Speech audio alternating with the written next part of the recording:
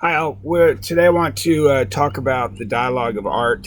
Um, this is something any sculptor has to think about, any artist for that matter. If you think about the message that's being conveyed, what the audience receives, how the viewer perceives your work, but especially as a sculptor and a sculptor who places art in the public. And there's a number of things to consider when you think about dialogue of art. First is let's understand the concept of dialogue. Dialogue is a type of conversation, communication, where it's different than debate or argument or even discussion. So, for instance, a debate, the intention is to argue a point. A discussion is to try to solve something, or you're exchanging information. You're not necessarily agreeing or disagreeing. Um, and a dialogue is when two people are communicating with each other in an attempt for further understanding. And there is a physicist named David Bohm who developed a dialogue called Bohm Dialog.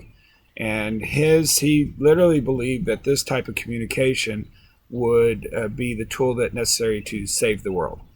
And the reason why this dialogue that he was developing is how to filter out the biases and prejudice and things that get in the way of us hearing the message.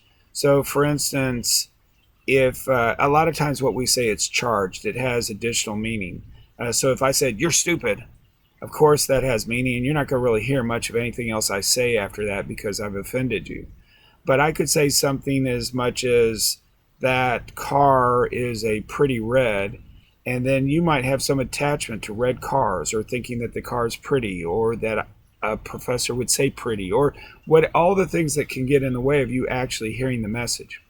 Bohm dialogue turns the communication around where you take responsibility for what you're receiving and trying to process that and understand it, and then trying to turn it back where you completely understand what the sender is saying, the information that they're sending. So if you turn this to an algorithm, you're looking how you can get uncorrupted information so that you can get the information clear and cleanly and then proceed from there.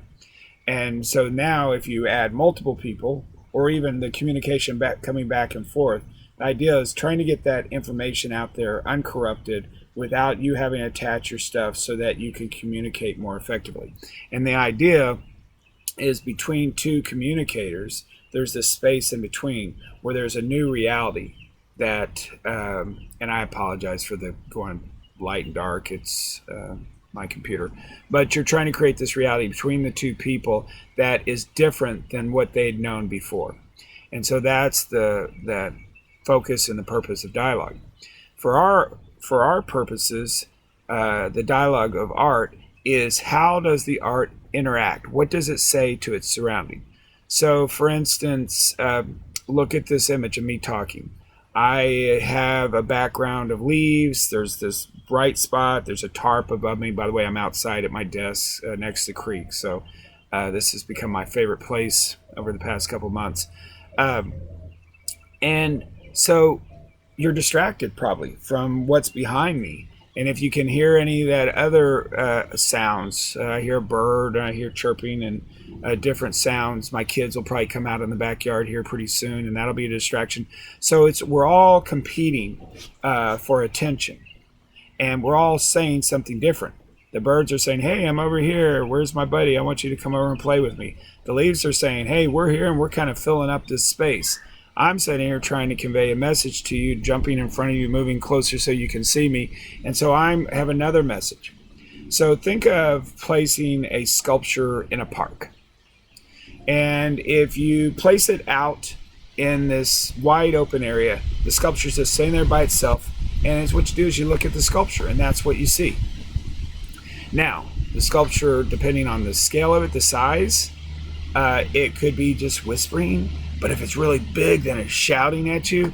Even the color. If it's yellow, you might not even see the details of it, and it might be very subtle. If it's bold red and not a natural color, then it's going to be shouting out. It's going to look bigger. One of the amazing things that I've always noted with art and putting it outdoors, it doesn't matter how big it is, when you put it outside, it gets really small. It gets eaten up. Now, let's take that same park and we put a sculpture in the park, but now there's this big tree out there, and you put the sculpture right next to the tree. Well, let me tell you, these two elements are having a big discussion. The tree's like, hey, I'm here, I'm big, I'm set, I'm solid, and you're crowding into me, buddy. And so you actually can't see the individual pieces. Now they become joined together. They become one, and one saying you're crowding me, the other one saying, hey, I can't be me, I want to spread out. It ruins the way you feel about the space, what the space is saying to you. If it's a big oak tree, it's saying, hey, I'm blocking the sun and giving you shade, and it's comfortable and it's quiet, come sit over here next to me and relax. If it's a work of art, it's saying something to you. So the messages get mixed and they start competing. So whenever you look at art, think about the message you're getting, the dialogue that you're having with it, what you're thinking, what it's saying to you, what it's conveying. And this is what we're talking about when we say the dialogue of art. There is a sculptor, his name is Richard Serra. He's a contemporary artist that creates large-scale, some of his work is large-scale metal sculptures. And there's simply big sheets of metal that are just placed in the ground. Matter of fact, Sarah intrigued me because I'm like, well, what is an artist? Do they have to touch the work? How much involved do they need to be before it's just some manufactured thing that's placed someplace that you can't call art? Well, Sarah challenges this greatly. Matter of fact, it started, David, I'm going blank right now, but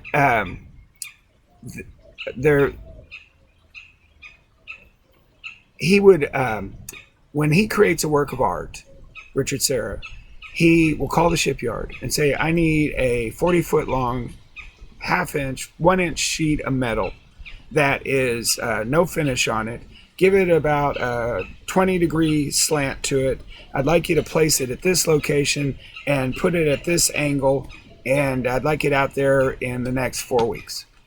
He just sends them over a sketch, a drawing, a CAD drawing, and they create this large one sheet of metal, and they place it out where he says it, and he goes in and he collects his check for $1 million.